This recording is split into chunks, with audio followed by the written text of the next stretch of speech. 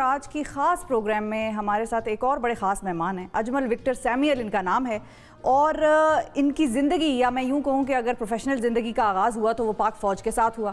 اس کے بعد اتار چڑھاؤ بھی انہوں نے اپنی زندگی کے دیکھے, اور ان کو پروگرام میں خاص طور پر لینے کا مقصد یہ ہے ناظرین کہ انہوں نے اپنی زندگی سے یہ ثابت کیا کہ زندگی گزارنا اور زندگی جینا دو الگ الگ چیزیں ہیں. تو آج ان سے ہم یہ جانیں گے, وہ گر جانیں گے کہ جو ان میں پتہ نہیں کیسے آیا, لیکن آ گیا. کم لوگوں میں آتا ہے کہ زندگی وہ گزارتے نہیں ہیں, وہ جیتے ہیں زندگی کو. تو یہ ہم اجمل صاحب سے جانیں گے کہ وہ زندگی جینے کے گر ذرا تھوڑے بہت ہمیں بھی سکھائیں. السلام علیکم اجمل صاحب. السلام علیکم جناب. Thank you very much for having me on. Merry Christmas to you. Thank you very much جناب. بہت شکریہ. سب سے پہلے تو ہم کرسمس کی گفتگو سے شروع کر لیتے ہیں. آج کا دن ساری دنیا میں مسیحی برادری جو ہے وہ حضرت عیسیٰ علیہ السلام کا یوم پیدائش منا رہی ہے. پاکستان میں بھی منایا جا رہا ہے. اور آپ ہمیں ذرا یہ بتائیے کہ یہ جو آپ اس وقت, کیونکہ ہانگ کانگ سے ہمیں جوائن کر رہے ہیں, تو ہانگ کانگ کی کرسمس ایکٹیویٹیز اور پاکستان کی کرسمس ایکٹیویٹیز آپ نے دونوں دیکھ لیں, تو فرق کیا ہے؟ ایکچولی دونوں جگہوں پہ آلموسٹ سملر تھنگس, کیونکہ یہاں پہ بھی میجر ایکٹیویٹی ہوتی ہے کہ اس دن عبادت کی جائے, چرچ جایا جائے, اور پاکستان میں بھی وہی ایکٹیویٹی ہوئے گی. لیکن اگر آپ فرق جاننا چاہتے ہیں کہ کیا فرق کیا ہے, تو یہاں پہ اگر باہر جائیں تو بہت ساری لائٹس اور بہت ایکٹیویٹی ہو رہی ہوتی ہے, جو کہ پاکستان میں دیکھی ہے میں نے, لیکن یہاں پہ بہت زیادہ میں نے دیکھی ہے کہ ہوتی ہے. تو it's festive place, festive time of the year. اور زبردست اچھے اچھے کھانے, اور وہ کرسمس والا جو کیک ہوتا ہے زبردست وہ بنانا, وہ بھی بڑی اہم ایکٹیویٹی ہے. بہت اہم ایکٹیویٹی ہے, بہت امپورٹنٹ چیز ہے کرسمس کا کیک جو ہے. بالکل, I'm sure آپ لوگوں نے بھی کھایا ہوگا ٹیسٹ. بہت مرتبہ سر, ہم تو بچپن سے وہ کھاتے آ رہے ہیں, اور اس کے بغیر کرسمس نہیں ہوتی ہماری, ہو نہیں سکتی ہے. اور میں اپنے دوستوں سے باقاعدہ ناراض ہو جاتا ہوں اگر وہ کیک نہ پہنچے وقت پر میرے گھر پہ. بالکل, مجھے بھی یاد ہے بچپن میں میرے دوست ہیں وہ بھی میرے پیچھے ہوتے تھے کہ کدھر ہے کیک. بالکل, یہی محبت جو ہے پاکستان کی, اس کو ہم یاد کر رہے ہیں. تو اب وہاں پر تو آپ کی ایکٹیویٹی جو ہے وہ پاکستان والی تو ظاہر نہیں ہوگی. آف کورس یہاں پہ آ کے ناٹ اونلی کہ ایکٹیویٹیز ویسی نہیں ہیں, اب لائف بھی بہت بزی ہو گئی ہے, اور اپنے بہت سارے, میرے خیال میں کبھی کبھی میں سوچتا ہوں کہ میرے کچھ زیادہ ہی میرے ایکٹیویٹیز ہیں, میری اپنی پرسنل. بالکل اجمل صاحب, ان ایکٹیویٹیز پہ ہم آتے ہیں, لیکن اس سے پہلے میں یہ جاننا چاہوں گی کہ آپ ذرا ہمارے ناظرین کے لیے یہ بتائیں کہ آپ کا لائف چینجنگ مومنٹ جو تھا وہ ایک تھا, اور وہ بڑا خطرناک تھا, بڑا سیویئر تھا, اس نے آپ کی زندگی تبدیل کی, کیسے کی, کب ہوا, کیا ہوا, یہ ذرا بتائیں. یہ میرے خیال میں سب سے پہلے میں to put things in context دینے کے لیے اس کو میں ایک اپنی جرنیز کے تھرو لے کے جاتا ہوں لوگوں کو کہ یہ کب ہوئی جرنی, جس کے میں آپ کے سامنے اس وقت بیٹھا ہوں. تو وہ وجہ کیا ہے کہ میں آپ کے سامنے بیٹھا ہوں, آپ کے ساتھ بات چیت ہو رہی ہے اس وقت, ٹھیک ہے. تو یہ شروع ہوا تھا جب میں آرمی میں تھا. میں ایک ینگ لیفٹیننٹ تھا, میں پاس آؤٹ ہوا ہوں آرمی سے 1986 میں, اور میری پوسٹنگ ہوئی تھی, آف کورس میں راولپنڈی میں پوسٹڈ تھا, لیکن اس کے بعد تھوڑی دیر کے لیے مجھے کوٹلی بھیجا گیا تھا ٹو ڈو انفینٹری کورس. تو اس کے لیے میں ویکینڈ پہ واپس آ رہا تھا جب میرا ایکسیڈنٹ ہوا ہے, کافی سیریس سیویئر ایکسیڈنٹ ہوا ہے. روین کے اندر میری گاڑی گر گئی اور میرے ڈرائیور کی ڈیتھ ہو گئی, اور میری کمپاؤنڈ اسپائنل انجری, یعنی کہ ایون کہ میری جو اسپائن تھی وہ پنکچر کر کے باہر نکل رہی تھی. تو مجھے ایویکیوٹ کیا گیا وہاں پہ راولپنڈی میں. جب وہاں پہ میں 2 مہینے تقریباً رہا ہوں, اور جس سوچیں آپ کے ایک دم سے پوری زندگی جو ہے اس طرح with a snap of it بالکل چینج ہو جاتی ہے, اور one need to start thinking کہ اب کیا کرنا کیا ہے, ٹھیک ہے. Especially being an army officer, جتنا جوش اور جتنا جذبہ اور جتنا زندگی میں کام کرنے کا جذبہ ہوتا ہے, بالکل وہاں پر آپ کی لائف میں یہ اتنا بڑا ایکسیڈنٹ آ جائے تو واقعی بہت انسان سوچنے پر مجبور ہو جاتا ہے. ہاں بالکل, وہ ایک ایج ہوتی ہے جس میں آپ نے بڑے بڑے خواب دیکھے ہوتے ہیں, بڑی بڑی ایمبیشنز ہوتی ہیں آپ کی, میں نے یہ کرنا ہے وہ کرنا ہے, اور پھر آپ ایک دم سے ریسیٹ ہوتے ہیں. جسٹ امیجن آپ نے کمپیوٹر کا ریسیٹ بٹن دبا دیا, آپ ریسیٹ ہو گیا, اور آپ کو پتہ نہیں کیا ایج تھی اس وقت آپ کی. میری 22 جی. اوکے 22, تو بہت ہی ینگ ایج پہ جی.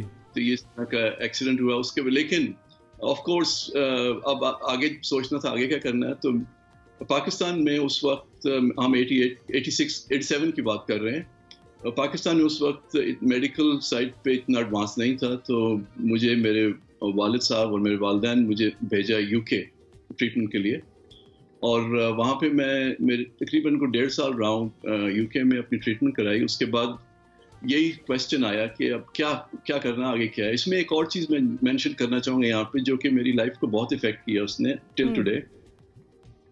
میں کرونک پین, اس وقت میری ایکسیڈنٹ کے بعد مجھے کرونک پین شروع ہو گئی لیگز میں, اور وہ کرونک پین ایسی بری تھی کہ میں پاس آؤٹ ہو جاتا تھا. اب میں بیٹھا آپ سے بات کر رہا ہوں کہ میں فینٹ ہو جاتا تھا, اتنی سیویئر کرونک پین تھی.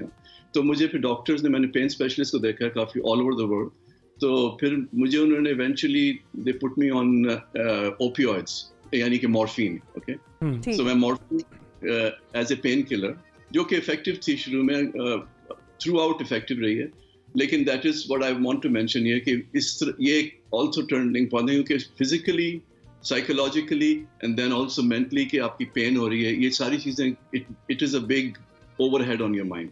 لیکن اس کے بعد آپ نے ریکور کیسے کیا, زندگی کی طرف کیسے آئے؟ میں UK میں جب تھا میں نے پھر اسیسمنٹ شروع کی اپنے آپ میں, سیلف اسیسمنٹ کہ میں نے کیا کرنا ہے اب. پھر اپنے دوستوں, فیملی, سب کے ساتھ مل کے یہ ڈیسائیڈ کیا کہ اوکے اپلائی فار یونیورسٹی کی کہیں پہ اسکالرشپس وغیرہ ملیں تو وہاں پہ I can go. تو یہ remember it is 87, there was no internet, کوئی انٹرنیٹ وغیرہ کچھ نہیں تھا, تو خط بھیجنے پڑتے تھے یا پھر کسی دوستوں سے بات کرنی پڑتی تھی. تو پہلے جہاں پہ مجھے اسکالرشپ اور جہاں پہ مجھے کوئی جگہ ملے وہ جرمنی میں تھی. اور اگین نائیو, میں نے ایکسیپٹ تو کر لیا تھا, لیکن مجھے پتا نہیں تھا کہ جرمنی میں جا کے مجھے جرمن بھی سیکھنی پڑے گی ٹو اسٹڈی دیر. تو اینی وے سب کچھ کیا, پھر وہاں پہ ختم کی اپنی ایجوکیشن, اور وہیں پہ مجھے ایک انٹرنشپ اور جاب بھی ملی, اور پھر اسی کے ساتھ میں تھوڑی دیر کے لیے پاکستان میں کام کیا. تو اس کے بعد میں نے, میرے پیرنٹس تھے, میرے والد صاحب جو تھے, he was posted in Hong Kong, وہ تھے جنرل سیکرٹری, ہیڈ تھے کرسچن کانفرنس آف ایشیا کے اس وقت. تو میں ان کو ملنے آیا, میں نے انہوں نے مجھے بھی کہا کہ میں نے یہاں پہ اسپینڈ اے ایئر, اپنا ٹائم آف لے کے just spend some time with us. تو میں جیسے ہی میں آیا ہوں ہانگ کانگ میں, تو اگست 1992 میں یہاں پہ آیا ہوں, لینڈ کیا. تو آئی کین ٹیل یو کہ I had an instant love affair. Okay, تو ہاں جی, میں I fell in love with Hong Kong, کیونکہ اس سٹی کی جو وائبرنٹ انرجی اور اٹس ریئلی انٹاکسیکیٹنگ. ایک منٹ روکوں گا. دیکھیں اب آپ نے لو آف ہانگ کانگ کی بات کر دی ہے, ٹھیک ہے, مگر کیا وہ love of Hong Kong love of Pakistan سے زیادہ تو نہیں ہو گیا؟ نہیں, وہ تو میں کبھی بھی نہیں کلیم کر سکتا. آف کورس میں آپ سے بات کر رہا ہوں, love of Pakistan as an army officer وہ کبھی نہیں جا سکتا. جی بالکل, وہ ان بریڈ ہوتا ہے, لیکن وہ آتا ہے ایک نئی جگہ پہ جانا, پھر یو گیٹ اٹریکٹڈ, اور اسپیشلی اس ایج پہ کہ میں آ تو گیا ادھر, لیکن جب میں نے جابس وغیرہ اپلائی کرنی شروع کی ہانگ کانگ میں, تو آئی ریئلائز کہ 3-4 چیزیں جو کہ میرے اگینسٹ تھیں امیڈیٹلی.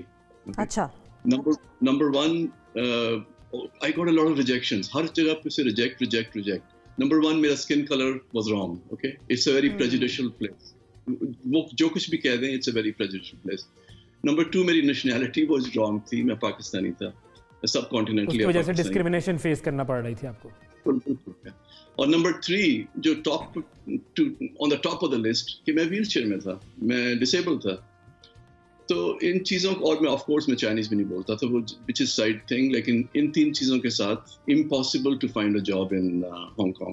تو آئی ٹرائیڈ. کچھ 2 سال میرے والد صاحب کی, یہاں 3 سال انہوں نے رہنا تھا, تو آخری سال میں آ کے I was really getting word کہ میں نے کیا کرنا ہے. لیکن ایک کمپنی نے میں نے ایک جاب کے لیے اپلائی کیا تھا ایز اے انجینئر, انہوں نے مجھے فائنلی کال کیا, یہ ہزاروں اپلیکیشنس کے بعد انہوں نے مجھے کال کیا, انہوں نے کہا کہ ہم انٹرویو کرنا چاہتے ہیں. انٹرویو کیا, انٹرویو کے بعد مجھے کہتے ہیں کہ ہاں ہم تمہیں کال کریں گے. واپس انہوں نے کال کیا 2-3 دن کے بعد, انہوں نے کہا کہ ہاں یو ہیو اے جاب, لیکن not as a engineer but as a technician, computer technician. تو of course I think this is another thing, یہ بہت امپورٹنٹ ہے کہ آپ اپرچونیٹیز کو اویل کس طرح کرتے ہیں, اور وہ جو دروازہ کھولنے کے لیے اس کو آپ اس میں انٹری کس طرح لیتے ہیں, ڈٹرمن کہ ہاں میں نے جانا ہے آگے. تو میں نے میڈ این اسیسمنٹ, میں نے کہا میں نے لینی ہے, کیونکہ that will make me part of the Hong Kong work force, ایک دم میں اس کی ورک فورس میں آ جاؤں گا. اور میں نے لی, اور لو اینڈ بیہولڈ کوئی تقریباً اسی سال میں اس ڈپارٹمنٹ کا مینیجر تھا, head of the department. Great, right from bottom technician to manager. اور پھر اگلے 1 سال کے بعد مجھے سلیکان ویلی کی کمپنی نے ایک ہیڈ ہنٹ کیا, اور پھر rest is history. Rest is history, بالکل. اور وہ ہسٹری کے بارے میں ذرا لوگوں کو بھی ہم بتا دیں کہ یہ تو مطلب انسپریشنل آپ کی سٹوری اتنی ہے کہ میں ذرا چیمپئن شپس بتا دوں, اس کے بارے میں بھی پھر ہم بات کرتے ہیں. Asian championships in Korea 2018 gold medal, Australian national championships in Sydney 2015 silver medal, European rowing championships in Italy 2015 silver medal, world championships in 2015 in France rank 20th in the world, Asian championships in 2015 in Beijing bronze medal, Asian games in Seoul 2014 ranked 4th in Asia. یہ how do you do this? یہ دیکھیں اب this is something again, میں اچھا آپ کو میں نے ایک کانٹیکسٹ دیا تھا کہ مجھے ڈاکٹرز نے اوپیوئڈز پہ لگایا پین کے لیے, ٹھیک ہے, تو میں میرے کیریئر میں ایک پوائنٹ پہنچا کہ میں ایک گروپ سی ای او بن گیا کافی بڑی کمپنی میں ہانگ کانگ میں, اور working for one of the big guys in this part of the world. اس وقت میں نے فیل کرنا شروع کیا کہ میری بیکاز آف مائی میڈیکیشن یہ میری مائنڈ اتنا وہ نہیں ہے, فلیکسیبل نہیں ہے. تو میں نے ان کو آئسولیٹ کرنا شروع کیا کہ کیا چیز ہے جو مجھے اتنا فلیکسیبل نہیں ہونا دیتی. تو آف کورس مجھے پتا تھا اوپیوئڈس یہ ٹھیک نہیں ہے, this is not good for the body. تو میں نے ڈیسائیڈ کیا کہ میں نے تمام میڈیکیشن بند کر دینی ہے, اور میں نے ڈاکٹر سے کنسلٹ کیا. ڈاکٹرز نے مجھے ایڈوائز کیا ڈونٹ ڈو دیٹ, کیونکہ آپ کو اسٹروک ہوئے گا یا ہارٹ اٹیک ہوگا, you taken for long time. اچھا, اینی وے نوئنگ می میں نے ایک دم سے اسٹاپ کیے ہیں کولڈ ٹرکی. لیکن میں نے ساتھ ساتھ ریسرچ کی ہوئی تھی کہ دا ریپلیسمنٹ فار مورفین اور یا اوپیوئڈ کی ہوتی ہے انڈورفین یو گیٹ ایکسرسائز کرنے سے, ٹھیک ہے. تو میں نے واپس اپنے اسپورٹس میں جا کے میں نے ایکسرسائز شروع کی جس میں انڈورفینس مجھے باڈی میں آتی تھی, اور میرے بہت بڑا کون سے اسپورٹس آپ نے شروع کیے, اور یہ جو چیمپئن شپس کی طرف سفر تھا یہ کیسے شروع ہوا آپ کا؟ وہی میں اس انڈورفین کا رزلٹ یہ تھا کہ میں نے میراتھن سٹارٹ کر دی, میں نے ہینڈ سائیکلنگ سٹارٹ کی, میں نے ڈریگن بورڈ ریسنگ سٹارٹ کی, میں اسکوبا ڈائیونگ میں کوالیفائڈ ہوں, deep sea diver scuba diving کرنے کے لیے.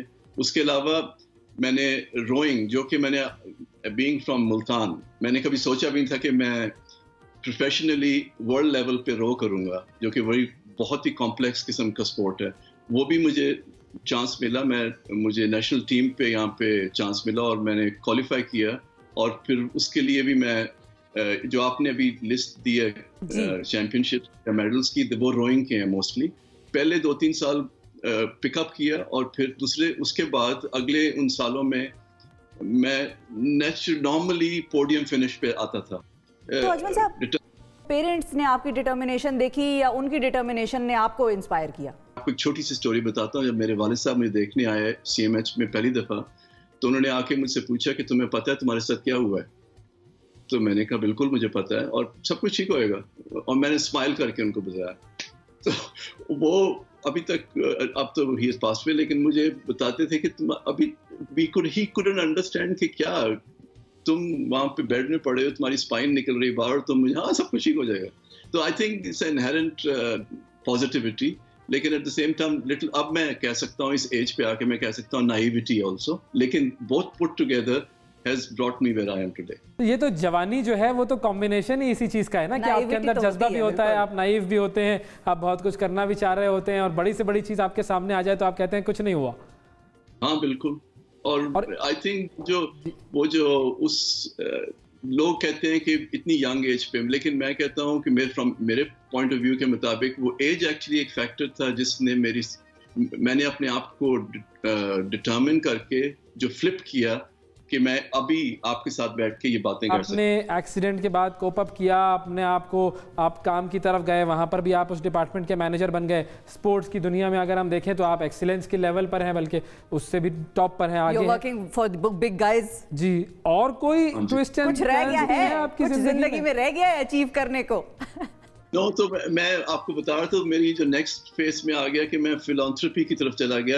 میں ایک ایگزامپل دیتا ہوں, اور ورلڈ ریکارڈ سیٹ کرنے کی طرف سے میں 2017 میں نے ایک نیا چیلنج لیا کہ اراؤنڈ دا آئلینڈ یہ ریس ہوتی ہے روئنگ کی, جو کہ بہت ہی مشکل ہے. آج تک کسی ڈسیبل نے نہیں اٹیمپٹ کی, لیکن میں نے اٹیمپٹ کی, اور میں نے 2 دفعہ ریکارڈ کیا, 17 میں اور 19 میں نئے ریکارڈ سیٹ اپ کیے.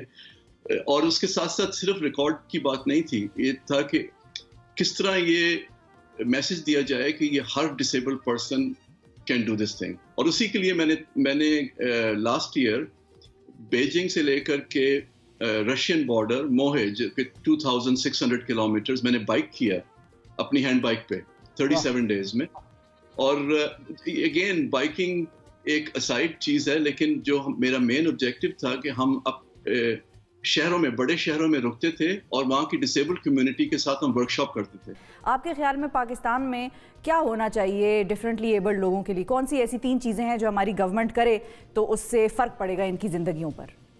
मैं आपको एक बात तो मैं गवर्नमेंट की तरफ नहीं जाता, मैं लोगों, क्योंकि आई थिंक जो एक्शन होता है वो लोगों से आता है। बिल्कुल। जो stake holder rather than government, जब लोग कुछ करेंगे तो फिर एक्शन, गवर्नमेंट ऑटोमेटिकली एक्शन लेगी। और मैं आपको ये 3 चीज़ें बताता हूँ, जो 3 चीज़ें ये सिर्फ डिफरेंटली एबल्ड लोगों के लिए नहीं, ये हर किसी के लिए, स्पेशली यूथ के लिए, पाकिस्तान के लिए। नंबर 1 जो मैंने अपनी ज़िंदगी से मैं आपको लेसन्स को बताता हूँ। नंबर 1 ये कि हमेशा फेलियर के लिए हमें तैयार रहना चाहिए, और actually failure is what makes a person. Number 2 कि हमारी ईगो, हमें ईगो को ऑलवेज जो है ना वो थोड़ा साइड पे रखना चाहिए, क्योंकि ईगो जो है हमें मारती है। और लास्ट बात कि अपॉर्चुनिटीज़ के लिए हमेशा ओपन रहें। बहुत शुक्रिया अदा करेंगे अजमल विक्टर सैमुअल, आपने वक्त निकाला, और यकीनन जिन लोगों को, जिनको भी लाइफ में कोई प्रॉब्लम्स आ रही थी, उन्होंने बहुत सीखा होगा आपसे।